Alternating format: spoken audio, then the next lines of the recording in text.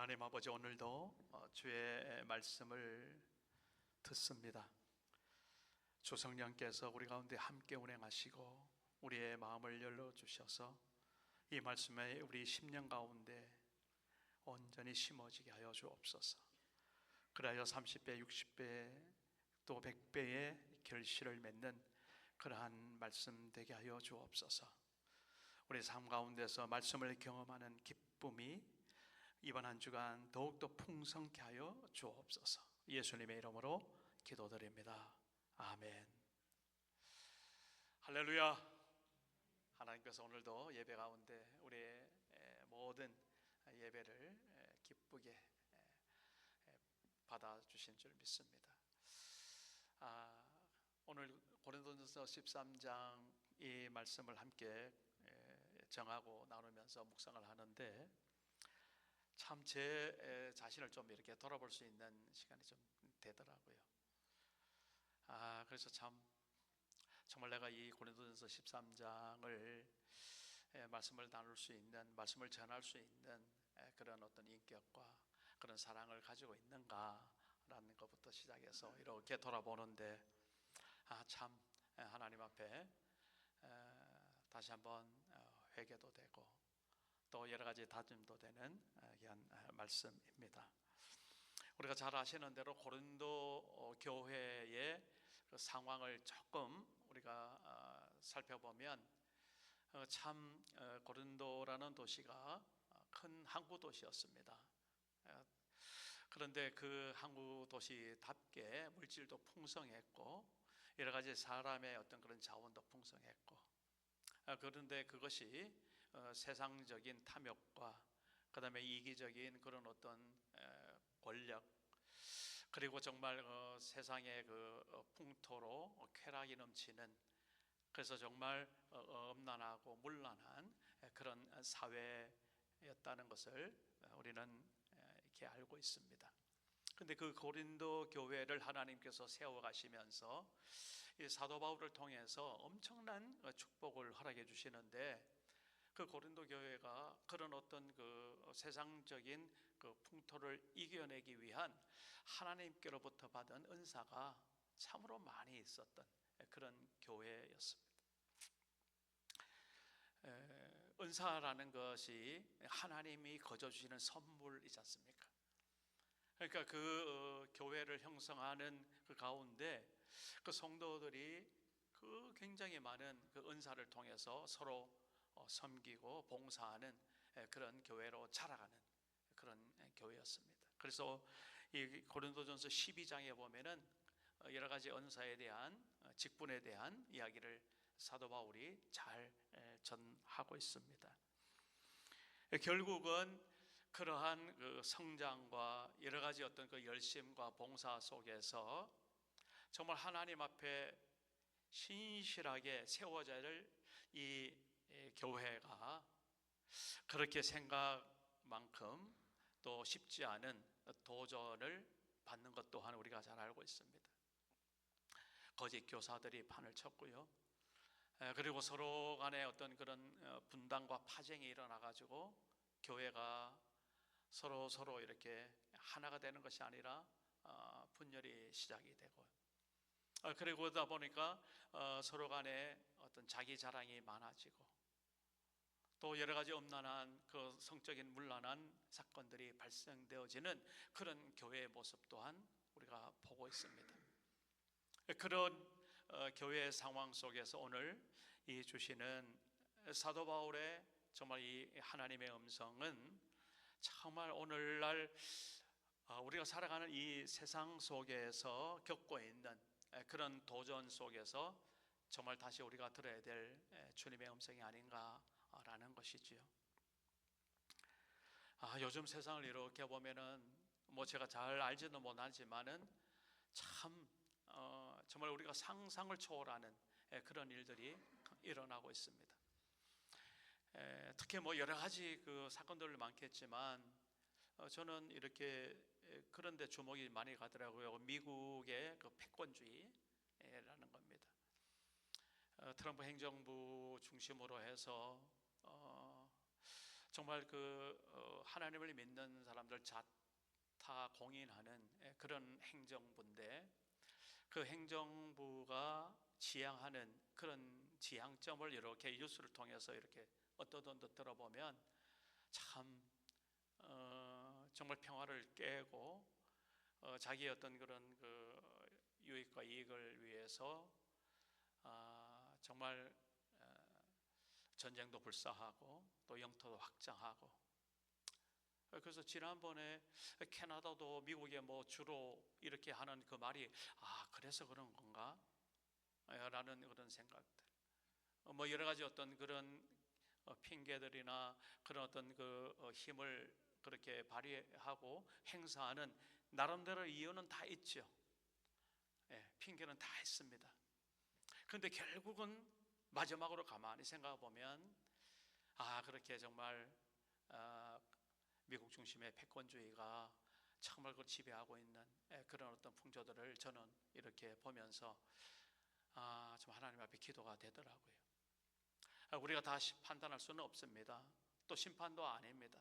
하나님께서 하시는 거지만, 그러나 우리가 이 세상을 바라볼 때 우리가 함께 살아가는 우리의 그 삶 속에서 정말 세상에 돌아가는 그런 여러 가지 어떤 사건과 환경이 우리 실생활 속에 미치고 있기 때문에 우리가 같이 참여하지 않을 수 없는 것이고 또 기도하지 않을 수 없는 것이죠. 그래서 더욱더 오늘 고린도전서 13장의 이 말씀이 정말 우리에게 더 새겨지지 않나라는 의미를 갖게 됩니다.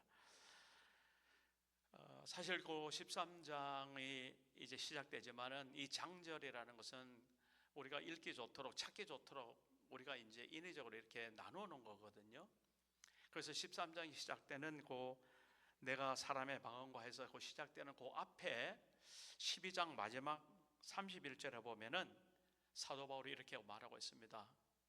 너희는 더욱 큰 은사를 사모하라. 더욱 큰 은사를 사모하라.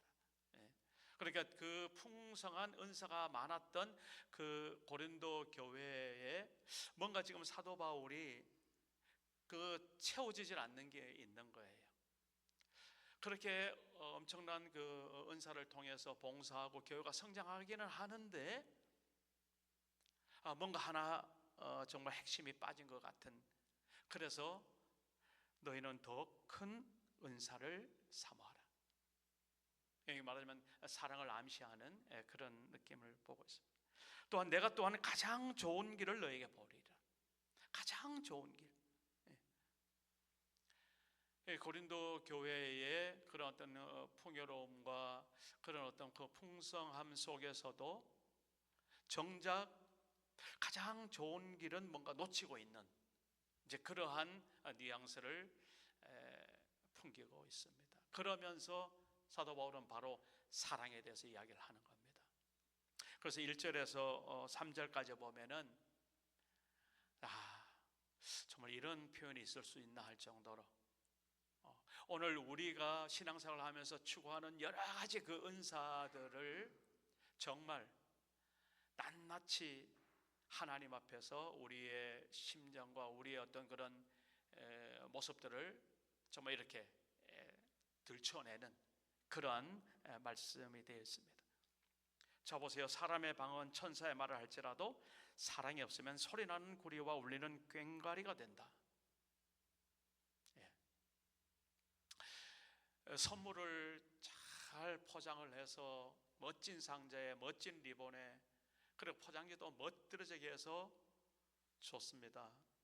그 선물 받은 사람이 정말 기쁜 마음으로 그 선물을 풀어봤을 때 그 속에 아무것도 한번 생각해 보십시오. 말하자면 사람의 마음과 천사의 말이 하나의 포장지가 되고 하나의 어떤 그런 그릇이 될지는 모르지만 정작 그 속에 사랑이 없을 때 빈 껍데기와 마찬가지다라는 것들을 아주 격렬하게 말씀드리는 거고 있습니다. 내가 예언하는 능력이 있어서 모든 비밀과 모든 지식을 알고 또 산을 옮길 만한 그 모든 믿음이 있을지라도 사랑이 없으면 내가 아무것도 아니에요. 내가 내게 있는 모든 것으로 구제하고 또 내 몸을 불살하게 내어줄지라도 사랑이 없으면 내게 아무 유익이 없다라고 분명히 말하고 있습니다. 1절에서 3절 말씀을 보면서 저는 좀 충격을 받았습니다. 우리가 하나님의 자녀로서, 또 신앙인으로서, 또 교회 일원으로서 나름대로 우리가 기도하고 또 믿음도 고백을 하고 또 여러 가지 구제도 함께 나누고 그렇게 살아가는 우리 삶 속에서 정말 그런 모든 것들이 자칫 잘못하면은 정말 아무 쓸모없는 껍데기가 될 수 있겠구나 라는 그런 위기감이 들어오는 거예요. 겉으로는 멀쩡하고 보기는 그럴듯해도 사랑이라는 그 진짜 그 핵심이 없으면, 그러니까 없을 수 있다는 거죠. 그럴 수 없는데 이런 말 하는 게 아닙니다. 얼마든지 우리가 사랑 없이 정말 그렇게 겉으로 껍데기 신앙을 가질 수 있다라는 것을 경고하는, 그래서 사도 바울의 말씀입니다.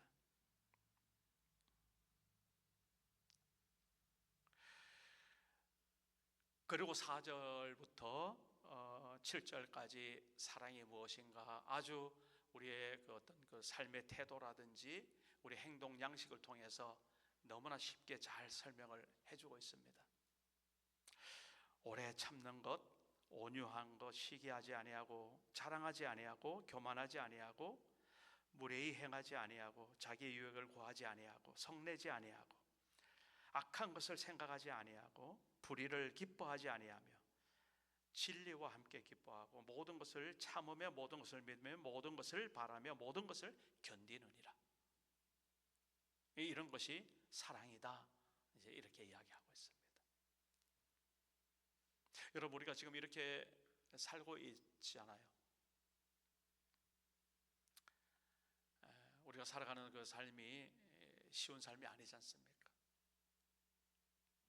그저 아침에 일어나서 그저 하루 생활하고 그저 잠자리에 눕는 인생이 아니지 않습니까? 얼마나 많은 일들과 얼마나 많은 영적인 도전들뿐만 아니라 실제적으로 삶의 도전들이 우리 일상 속에서 얼마나 많이 발생하고 있습니까? 더군다나 사람과의 사랑의 관계 속에서 정말 엄청난 스트레스를 받는 현대 생활을 우리는 다 감당해내고 있습니다. 그럼 어떤 이렇게 들어도 이런 것이 사랑이구나. 그 마음에 뭐 다른 특별한 것보다도 이 정도라면 우리가 그래도 상식적으로 이렇게 살아내고 있지 않는가라는 생각이 들 정도로 사랑을 그냥 그렇게 정말 쉽게 정말 단순하게 설명해 놓고 있습니다. 그러면서 8절부터 12절까지 그 사랑은 영원한 사랑이다 말하고 있습니다. 그리고 이 땅에서는 그 사랑을 다 알 수 없다라고 말하고 있습니다. 그 사랑의 본체가 임했을 때, 그 사랑의 어떤 그런 모습을 정말 우리가 볼 수 있는 것은 하나님의 나라 그 천국에서 우리가 경험할 수 있다라는 것들을 대놓고 말하고 있습니다.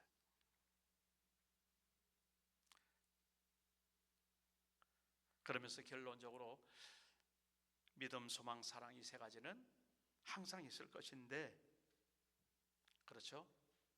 그래서 우리가 신앙이 일어나면 우리가 믿음에 대한 이야기, 소망에 대한 이야기, 사랑에 대한 이야기를 빼놓을 수 없습니다. 그래서 우리 교회 공동체를 말하라 그러면 믿음 공동체, 소망 공동체, 사랑 공동체, 우리가 이렇게 설명도 하죠. 그런데 사도 바울이 그 중에서 제일은 사랑이다 말하고 있습니다. 어느 것을 우열을 말하는 것이 아니라 가만히 생각해 보면 이 믿음이라는 것도 우리가 이 땅에 있을 동안에만 필요한 거죠. 우리가 하나님의 나라에 입성했을 때 그 믿음이라는 것은 의미가 없는 거죠. 주님의 그 사랑의 주님을 만나는 그 시간에 그 어떤 그런 그 경험 속에서 더 이상 믿음이라는 것은 존재할 이유가 없는 겁니다. 그냥 그 사랑 자체의 천국 생활 속에서 우리가 누리는 것이죠. 그리고 또한 소망도 마찬가지입니다. 우리가 지금 바라고 원하고 기도하는 그 소망, 하나님의 나라에 대한 그 천국에 대한 그 소망, 도착해서 들어가고 그렇게 하나님의 백성인 것을 확인했을 때 더 이상 소망은 없는 겁니다.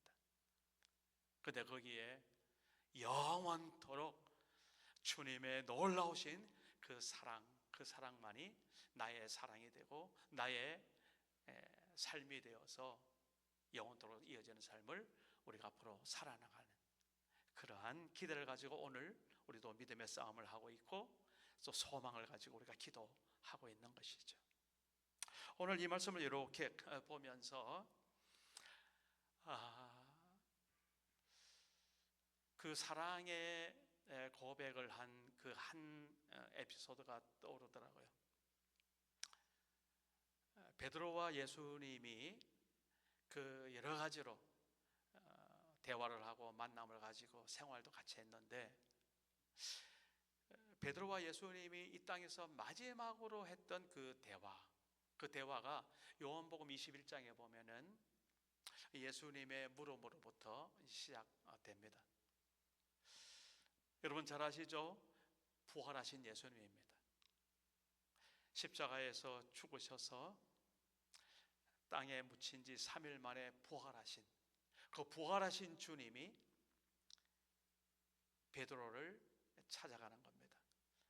베드로는 예수님께서 십자가에 달리신 것을 너무나 정말 감당하지 못하여서 또 한편으로는 무서워서 예수님 곁을 떠나갑니다.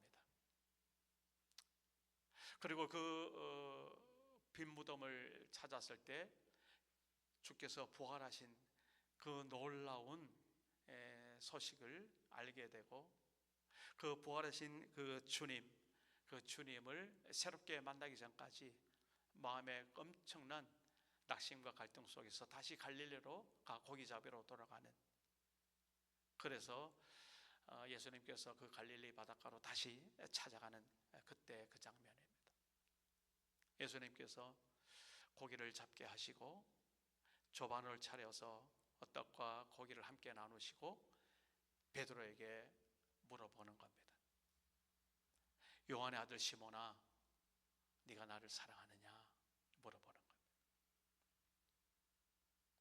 예수님께서 그때 그 사랑을 그 하나님의 사랑, 아가페의 사랑, 그 사랑으로 물으시는 겁니다.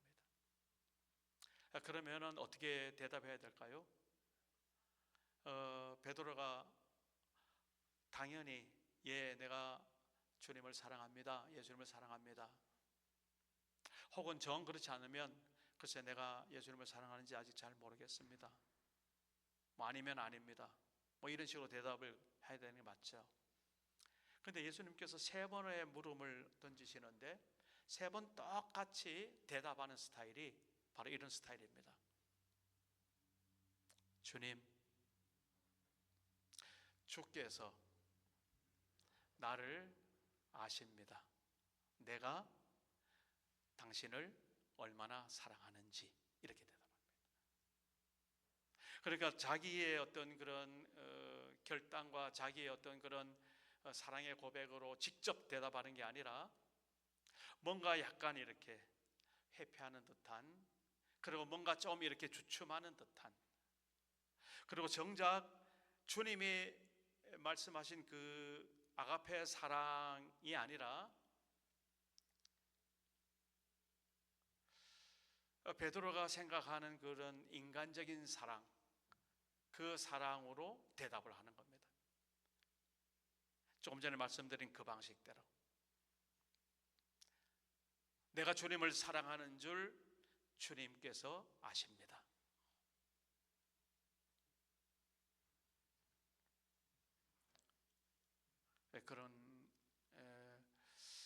그런 대답을 이렇게 제가 살펴보면서 한편으로 베드로가 참 자신이 없었구나, 이런 생각도 들고요.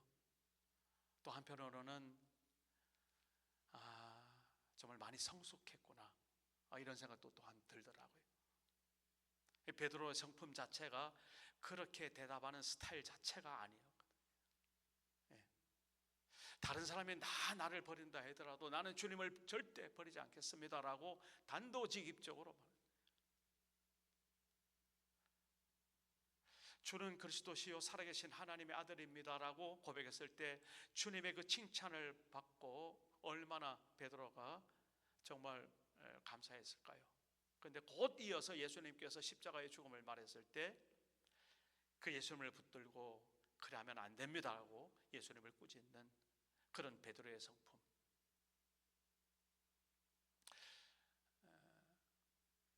이제 부활하신 예수님 앞에서 그가 뭔가 충격을 받은 듯한, 그리고 지난 그 예수님과의 어떤 그런 생활과 그런 어떤 교육과 그런 어떤 여러 가지 그 삶의 경험들이 정말 하나의 어떤 그런 그 열매로 정말 소두막이 맺혀지는 그런 문답으로 저한테 와 닿더라고요.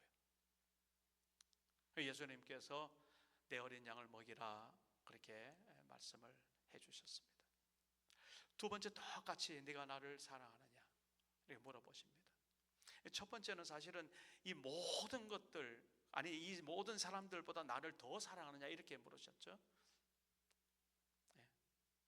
두 번째, 예수님께서 요한의 아들 시몬아 네가 나를 사랑하느냐 똑같이 또 다시 물으셨어요. 그리고 대답 역시 마찬가지입니다. 내가 주님을 사랑하는 줄 주께서 아십니다.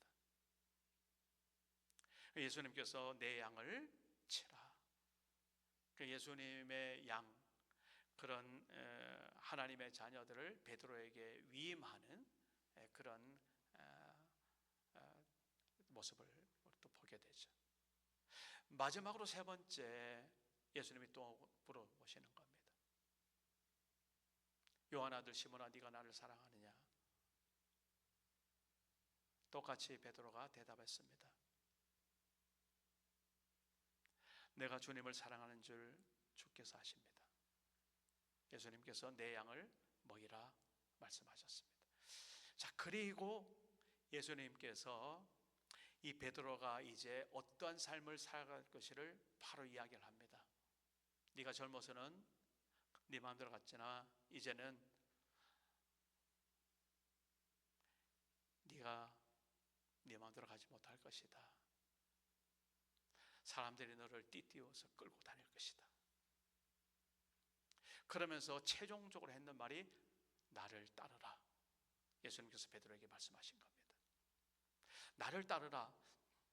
말하자면 그 사랑의 고백을 주고받으면서 이제 너도 내가 너를 사랑한 것 같이, 내가 세상을 사랑한 것 같이 너도 그렇게 사람을 사랑하고 세상을 사랑해야 된다라는 그 따름을 예수님께서 분명히 말씀해 주시는 겁니다. 그 후로 베드로는 정말 주님의 사도로서의 삶을 온전히 살아가게 됩니다. 그리고 마지막에는 주님이 주신 그 십자가, 주님께서 지신 그 십자가, 자기는 거꾸로 매달려 그렇게 죽기를 원했던 그 순교의 소식을 우리는 전생을 통해서 알고 있습니다. 자, 오늘 우리가 이 사랑을 이야기하면서 왜 그 예수님과 베드로의 그 마지막 정말 이 귀한 만남을 우리가 다시 생각해 보느냐? 베드로가 고백했던 그런 그 사랑의 한계가 우리 모두에게도 있다라는 것을 우리가 먼저 알 필요가 있다는 겁니다. 하나님이 우리에게 주신 사랑, 정말 그 아들을 이 땅에 보내시고 십자가에 죽게 하신 그 사랑, 그 사랑을 우리가 흉내나도 낼 수 있을까라는 것이죠. 본질적으로 하나님의 사랑과 우리가 이 땅에 인간으로 살아가면서 우리가 사랑하는 그 사랑하고는 근본적으로 다름이 있다라는 것을 우리가 먼저 알고 사랑에 대해서 배우자라는 것을 오늘 저는 말씀드리고 싶은 겁니다. 베드로의 사랑 고백은 그 하나님의 그 놀라운 그 사랑, 그 사랑에 대한 바로 직접적인 그 사랑을 말하지 않았습니다. 하나님의 사랑을 아가페라고 그런다면 사도 바울이 베드로가 고백했던 그 사랑은 필레오, 인간의 어떤 그런 사랑을 이야기했습니다. 우리가 오늘 이 사랑이라는 그 주제를 놓고 고린도전서 13장을 쭉 읽을 때 전혀 부담을 느끼지 않는다 하고 한다면 뭐 둘 중에 하나일 겁니다.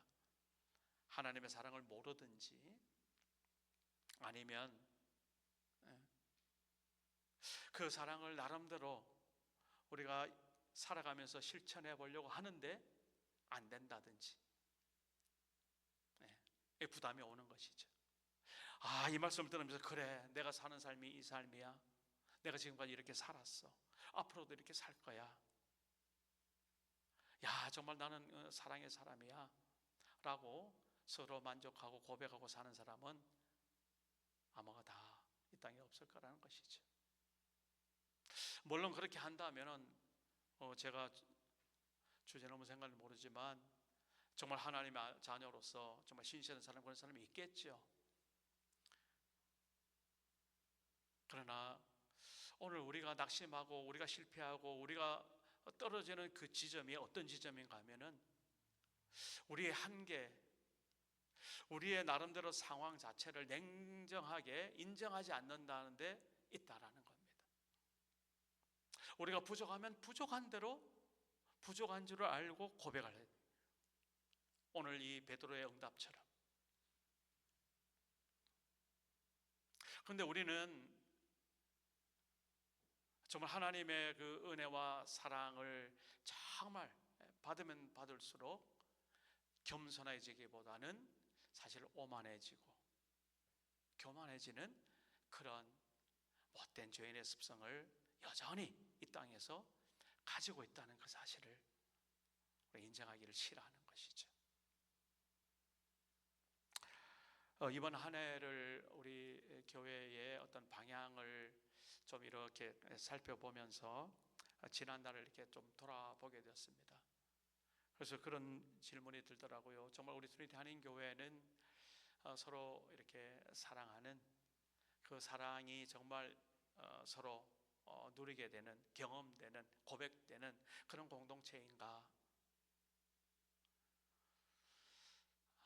그러면서 올 한 해 2026년도 우리 교회에 뭔가 하나님이 주신 큰 메시지의 주제가 있다면 사랑으로 해야 되겠다라는 그런 마음의 결심을 오늘 말씀 중에서 다시 한번 살피게 됐습니다.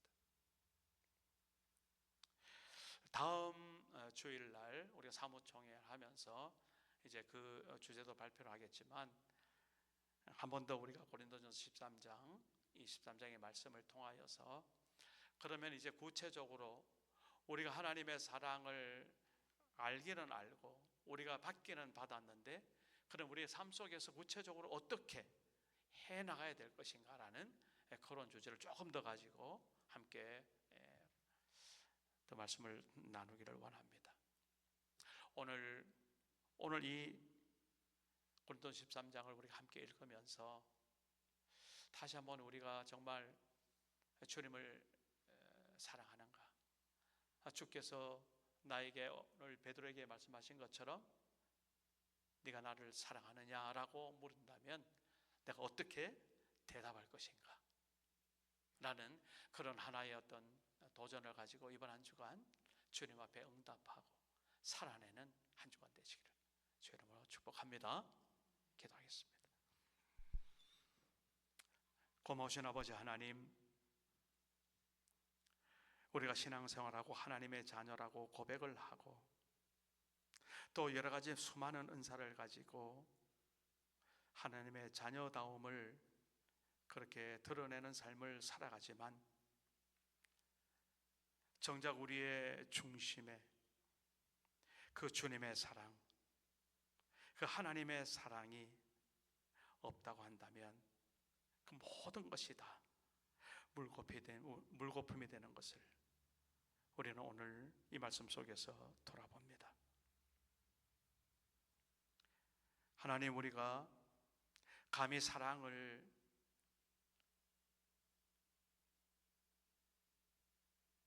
우리 입으로 말할 수도 없는 그런 존재인 것을 우리가 이제는 감추지 않게 하여 주옵소서.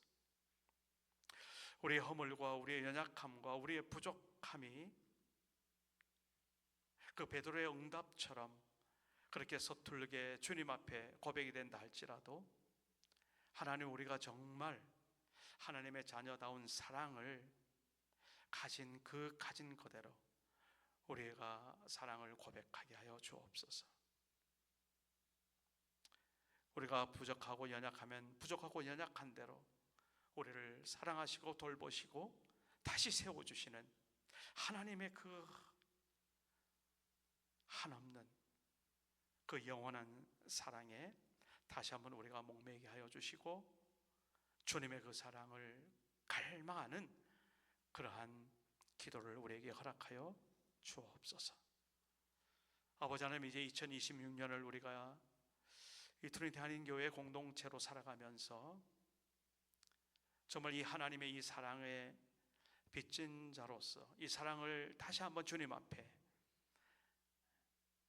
우리 공동체를 통하여서 갚아내는 그러한 사랑의 사람으로 우리를 세워 주옵소서. 감사하며 예수님의 이름으로 기도합니다. 아멘.